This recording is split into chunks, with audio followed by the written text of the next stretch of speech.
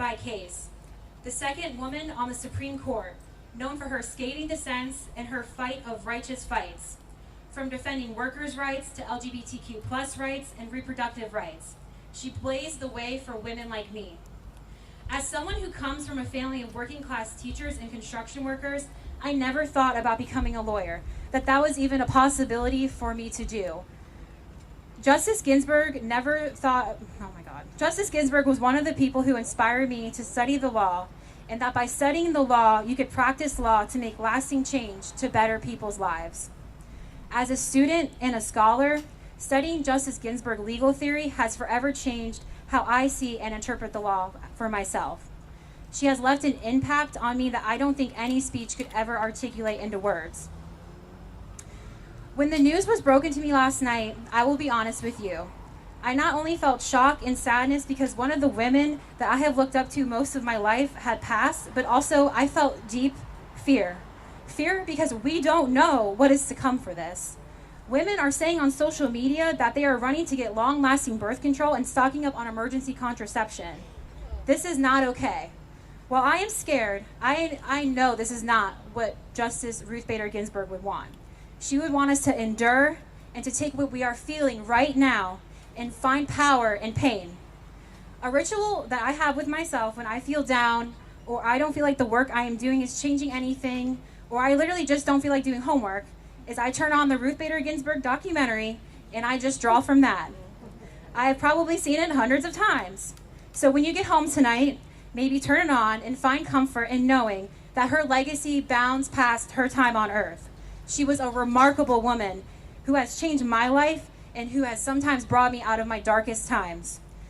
So I will end it with my favorite Ruth Bader Ginsburg quote, and something I try to abide by and live by every day.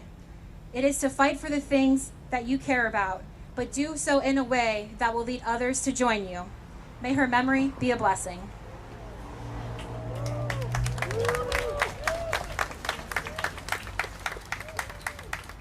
Hello, everybody. Thank you for coming. Oh, that's her name. That's her speech. Sorry, one moment. Good evening and Shana Tova. We are gathered here today to mourn the loss of a great tzaddik, a title given to the most righteous in the Jewish community. Born in 33, the justice grew up in the years leading up to the Shoah, what we call the Holocaust.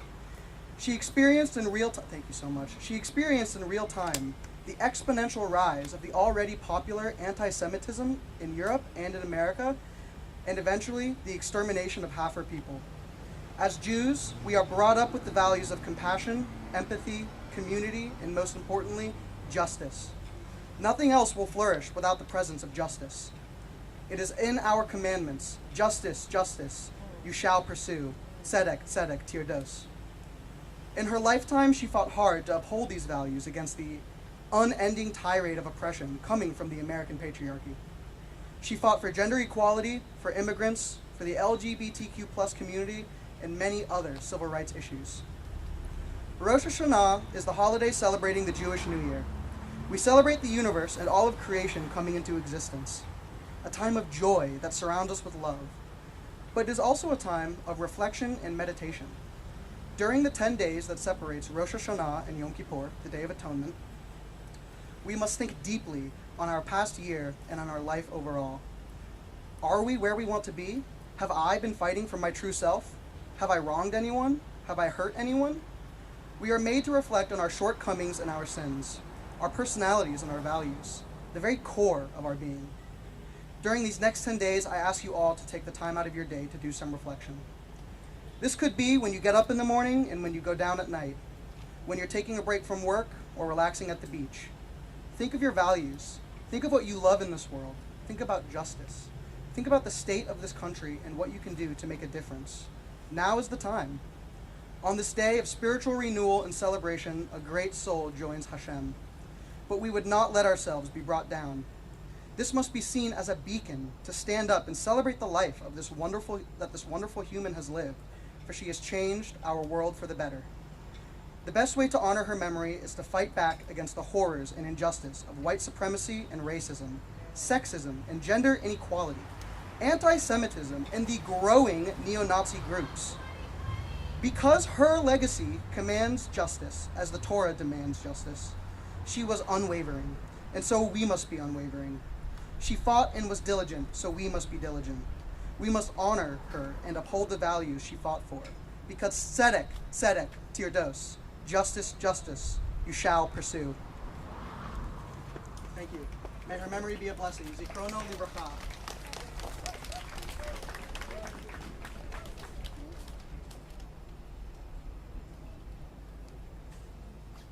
Thank you, Jake.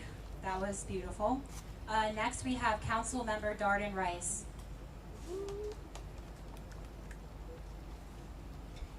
Good evening. Good evening. I'm Darden Rice, and I am joined by my colleagues Deborah Fix Sanders and Gina Driscoll tonight. We cannot ignore the significance of mourning the loss of Ruth Bader Ginsburg on Rosh Hashanah. For her Jewish tradition, this is the new year, a time of renewal and reflection.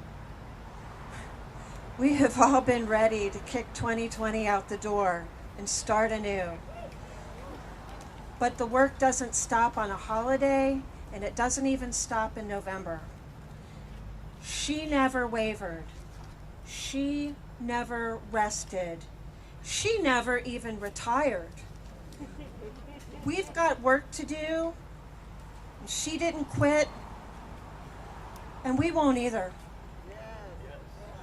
RBG's legacy transcends one community. She was a trailblazer for all of us, for all women, Jewish people, LGBTQ folks, people of color, the underrepresented, and Americans as a whole. She committed her life and career to fighting injustice, and we must grieve through action. We are here tonight to honor Ruth Bader Ginsburg's life and legacy. Her legacy was less often in the power of her majority opinions. It was in her dissent. And she said that that was the dissenters' hope, that they are writing not just for today, but for tomorrow. Well, I dissent. I dissent to Trump's failed leadership. I dissent to children in cages. I'm standing in front of the building where I was legally married. I dissent to the validity of my marriage being challenged. Say that!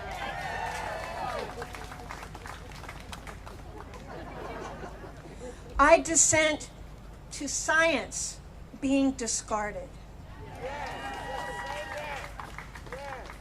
And I dissent to my reproductive choices being made by Congress. I dissent to Mitch McConnell ignoring Ruth Bader Ginsburg's dying wish with an appointment before we even vote Trump out of office. Worst person on the planet. I grieve with you tonight, and I stand together with you in dissent for a better tomorrow.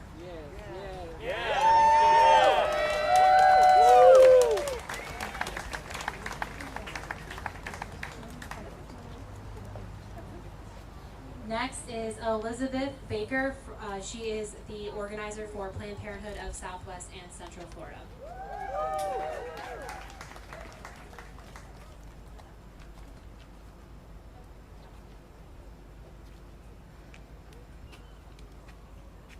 Hello.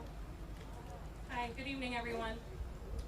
Thank you all so much for being here, and thank you so much to the folks who've worked hard over the past 24 hours to make this event happen. Thank you so much to Rebecca, Naya, and Amy, in particular, for this rapid mobilization. I so appreciate the passion and love that went into creating this beautiful memorial. Like Rebecca said, my name is Elizabeth Baker. I'm the regional organizer for the Florida Alliance of Planned Parenthood Affiliates in Tampa Bay, and I'm honored to be invited here tonight. When I heard the news of Justice Ginsburg passing last night, the first thing that I felt was fear.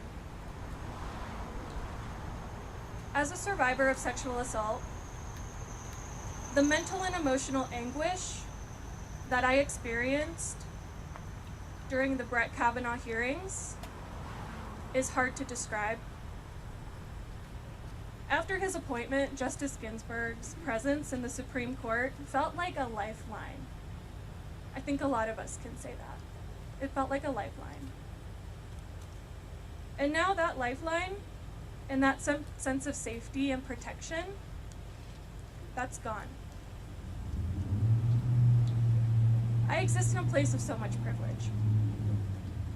It's a privilege for me to work with an organization that provides accessible and comprehensive reproductive health care that includes abortion as well as contraception. In a time when those things are safe and legal. And that privilege is due in large part to the work that Justice Ginsburg dedicated her life to. For so many mourning this loss, this hasn't always been a reality. And I feel so much gratitude to those who came before me and helped shape the world in which I can now carry the torch of advocacy for justice. While we're mourning and grieving and fearful, we also know that we're ready to fight. Before she passed, Justice Ginsburg said, "My most fervent wish is that I will not be replaced until a new president is installed."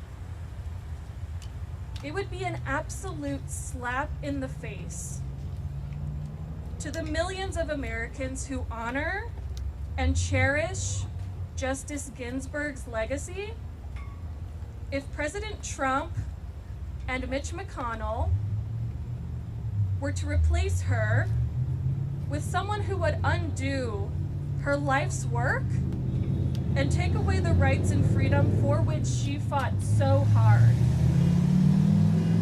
Congress should not launch another divisive Supreme Court nomination like the one we had with Justice Kavanaugh. It should instead focus on the COVID-19 pandemic, families, public health, ending state-sponsored racism, and violence and economic recovery. Those should be their focuses right now. Yes.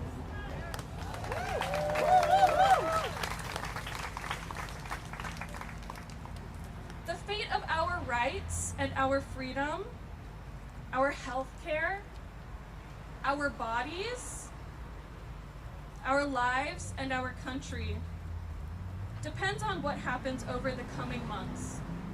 It depends on what happens tomorrow. Early voting has started across the country, and we must treat every day like it's election day, starting now until November 3rd, starting now. We will fight like we have never fought before, united as we stand here tonight. We're working with Planned Parenthood votes to elect progressive candidates and get Trump out of office. You can join, yes, absolutely. You can join our statewide phone banks this Tuesday and Wednesday from 5:30 to 8 virtually. You can sign up right now if you're interested. If you take out your phone and visit fl4all.vote/pp events. Again, that's FL, the number 4, ALL.vote/pp events. Together we can ensure that we get Trump out of office, but we really need your help. Thank you so much, and may her memory be a blessing.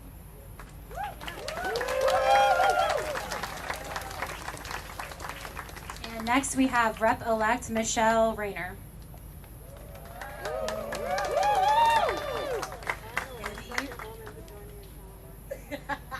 Hey, Rev. Good evening, everyone. As mentioned, my name is Rep-elect Michelle Rayner. I am also a litigator as well as someone who has leaned in, as Rebecca mentioned, to Ruth Bader Ginsburg. Many times I would actually write motions listening to different documentaries on her. When the news broke last, can you hear me now? Sorry, y'all. That's like the first time anyone's ever said they couldn't hear me. But when the news broke last night, I think that I had the same reaction that many of us had, a 4-letter word that I won't repeat. And also then sadness that we were dependent upon an elderly woman to make sure our republic was held together. And I began to then think about the symbolism of her passing on Rosh Hashanah. And it has been mentioned that Rosh Hashanah is one of Judaism's greatest holidays. This holiday marks a period of celebrating the Jewish New Year. It's generally considered a time of reflection, introspection, and ultimately repentance. I can't think of a more appropriate time to do all of these things with the passing of a legal titan such as Ruth Bader Ginsburg. As much as she was a legal standard for many men and women, she was a fierce defender of equality and rights for all. And those dissents, my God, those dissents. We are 45 days from Election Day. 45 days until we get 45 out of there. Honey, I cannot wait, Jesus. A lot could be said on how we got here. And in the truth, in this moment, none of that really matters. What really matters is what we are going to do. It's easy to get discouraged, because I was last night, and it's easy to be despondent on the actions of the wicked and the self-interested. But true faith is measured not when the odds are greatest in our favor, but true faith is measured when they are at their lowest points of success. So therefore, I urge everyone, each and every one of us, to use this time to seek out the good and the light in an otherwise dark situation.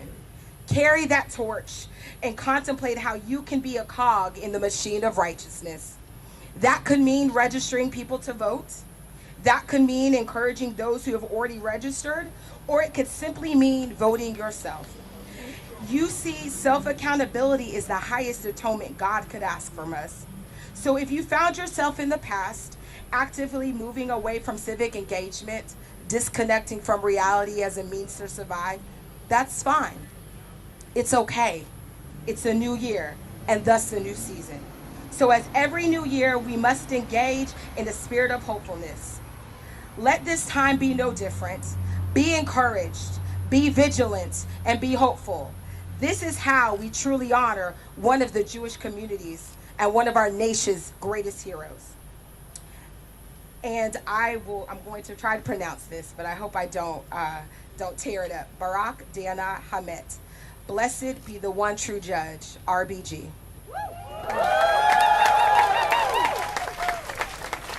Thank you, Michelle. That was amazing. Next, we have student activist and my friend Casey McNaughton.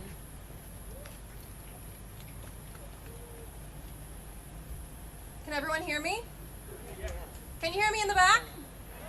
Oh, thank you. I know I'm short. Thank you for coming together this evening. As we all know, we are gathered to mourn the loss of Supreme Court Justice Ruth Bader Ginsburg.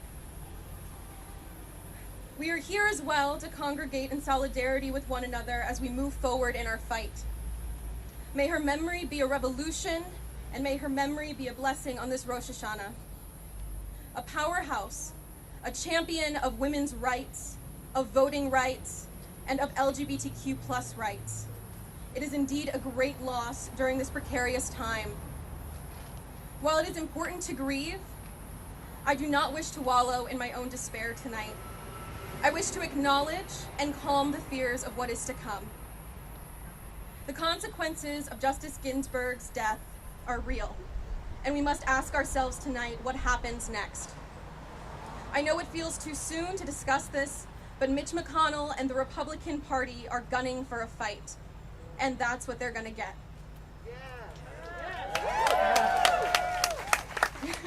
That's what they are going to get, because we need to fight to hold McConnell and the Republicans accountable. We need to flip the Senate, and then we need to fight to eliminate the filibuster and expand the courts. We need to begin playing chess, not checkers. We will no longer be reactive. We move forward proactively in Justice Ginsburg's name. We want to remain committed to the mission of Justice Ginsburg's fight for equality and justice, while simultaneously expanding our own perceptions of what those words mean. We need to fight and remain hopeful, for change is coming. The next justices we appoint will build on the legacy of Justice Ginsburg and fight to uphold our civil liberties. That is why we fight now and mourn later in her name. Thank you.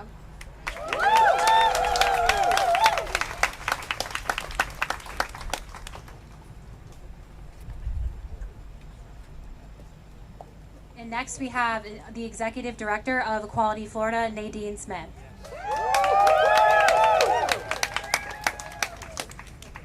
Happy New Year. I got a text last night as my family and I were driving back from 2 months on the road. And it just said RIP RBG. And my blood ran cold. Ever since November of 2016, I think a lot of us have dealt with the stress and the fear as we watch our country's institutions being dismantled with a wrecking ball by some gallows humor. You know, how many people offered their kidneys or lungs or whatever Ruth Bader Ginsburg needs. We have to protect her at all costs. It was a way of holding on to the idea that even as we are watching an arsonist in control of the White House, that there was somebody standing at the front of that line, holding that line for us. And we have seen her stand fast on women's rights, on the rights of people with disabilities, and always for LGBT equality in America. And when all of those are under attack, it is hard to process this loss, not just in terms of her legacy, but the level of vulnerability and fear that we have, that one more pillar is crumbling right in front of us. And while the election may be just around the corner, we are watching them destroy things right before our eyes, the post office, these most basic things. And so it's important to stand here and not let her legacy be overshadowed by our fear. And in fact, to make sure that her legacy of standing in spaces where her voice was not guaranteed to be heard before she was a Supreme Court justice, how she stood and fought in those places, ought to inspire us now, because sometimes we make people bigger than life so we can call them superheroes and we can celebrate them. And in doing so, we remove from them the very quality that ought to be inspiring to us. Their ordinariness, their courage in that ordinariness to stand in places where there is fear. And I see in little ways, I see friends making their Facebook posts private now. I see people shrinking from public spaces where they might have to be confronted by the folks who feel empowered to swagger with a little more hostility in the world. So I hope we honor Ruth Bader Ginsburg's legacy, not just by remembering every case where she stood on the prevailing side, but also those times when she stood in dissent. And know that right now our voices, even when they shake, especially when they shake, have never been more important. Let us honor her with action, with our votes, with our voice, and honor her legacy by making sure that nothing in America is allowed to crumble any further. Thank you.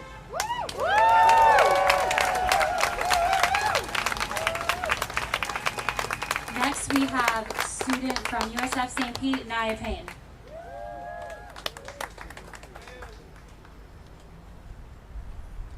Hello everyone, can you hear me okay? Thank you for coming out tonight and stepping out tonight. For some of us, this is not our first time stepping out when we're called upon to do so. For others, it is our first time. And no matter where you find yourself on your journey right now, our collective journey as a country and as a people is unwritten.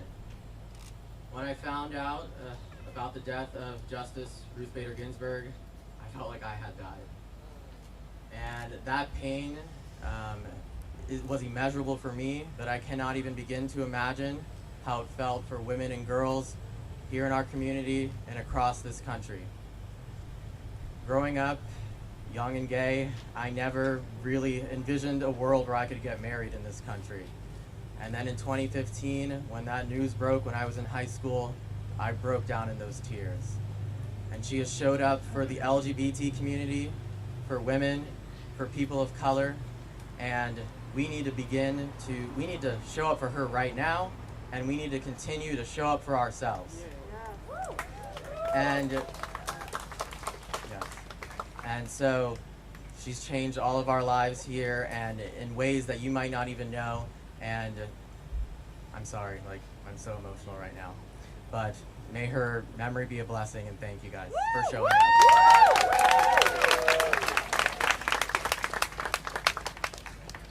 Next, we have Amy Weintraub from Progress, Florida. And I just want to say thank you to Amy. I could not have done this without her. So thank you, Amy.